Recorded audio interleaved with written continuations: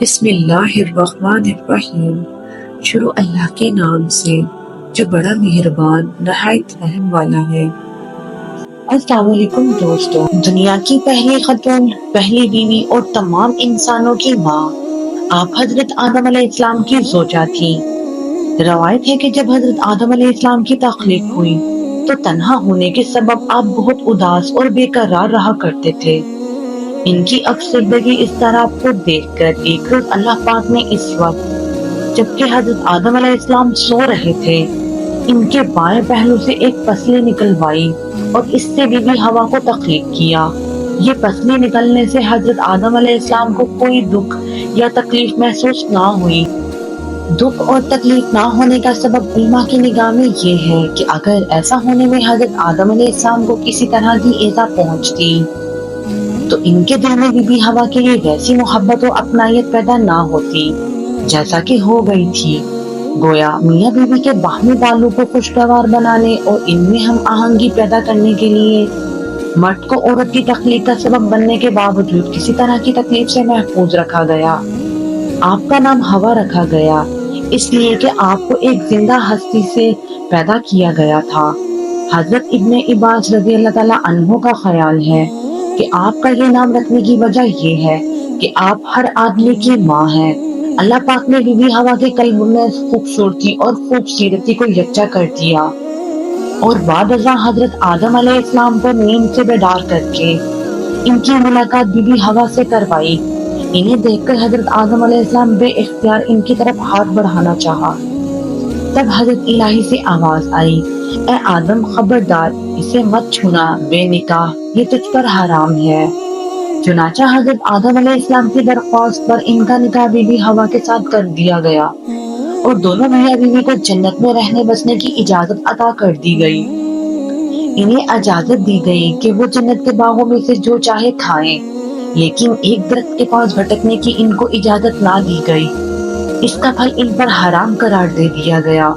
شیطان جو حضرت آدم علیہ السلام کی تخلیق سے ہی ان کا دشمن بنا، ان کی تاک میں لگا بیٹھا تھا، ایک روز موقع پا کر وہ جنت میں داخل ہوا، بی بی ہوا کے پاس پہنچا اور انہیں ورگلایا کہ اللہ پاک کو جنت سے نکالنے کا ارادہ رکھتا ہے، اسی واسطے آپ کو اس درخت کا پھل کھانے سے منع کیا ہے، کیونکہ کوئی بھی اس درخت کا پھل کھا لے گا تو اسے کبھی جنت سے نہیں نکالا جائے گا۔ اس پر حضرت بی بی ہوا نے ہاتھ بڑھا کر اس درخت سے 3 پھل توڑ لیے، ان میں سے ایک خود کھایا اور 2 حضرت آدم علیہ السلام کے لیے لے گئیں۔ حضرت آدم علیہ السلام کہنے لگے، اس درخت کا پھل کھانے سے منع کیا ہے، لیکن بی بی اماں کے مجبور کرنے اور ان کے لیے اپنی فطری محبت کے ہاتھوں لاچار ہو کر پھل کھا لیا۔ یہ پھل کھاتے ہی حضرت آدم علیہ السلام اور بی بی ہوا کی آنکھوں پر پڑے ہوئے حجاب اتر گئے، دونوں کی اریانی ایک دوسرے پر عیاں ہو گئی، وہ ایک دوسرے کو دیکھ کر شرمانے اور منہ چھپانے لگے اور درختوں کے پتے اتار کر اپنی سطر پوشی کرنے لگے۔ بہرحال جو ہونا تھا ہو چکا تھا۔ اس عمل پر حضرت آدم علیہ السلام اور بی بی ہوا کو جنت سے نکال کر زمین پر اتار دیا گیا اور جدائی کی سزا دے دی گئی۔ حضرت آدم علیہ السلام کو سرن دیپ موجودہ سری لنکا میں اتارا گیا، جبکہ بی بی ہوا جدہ میں نازل ہوئی۔ حضرت آدم علیہ السلام زمین پر آنے کے بعد نہایت شرمسار اور افسردہ تھے، پھر حضرت ہوا سے علیحدگی نے بھی ان سخت پریشانی میں مبتلا کر رکھا تھا۔ روایت میں ہے کہ آپ ایک طویل عرصے تک اللہ کے حضور گڑگڑاتے رہے، فریاد کرتے رہے اور آنسو بہاتے رہے، یہاں تک کہ اللہ تعالیٰ کو ان کی اس گریزاری پر رحم آیا اور پھر ایک دن حضرت جبرائیل علیہ السلام نے حضرت آدم کے پاس آ کر انہیں اللہ کی جانب سے معافی کی نوید سنائی۔ حضرت آدم خوشی سے سرشار بارگاہ خداوندی میں سر بسجود ہو کر بشکر بجا لائے۔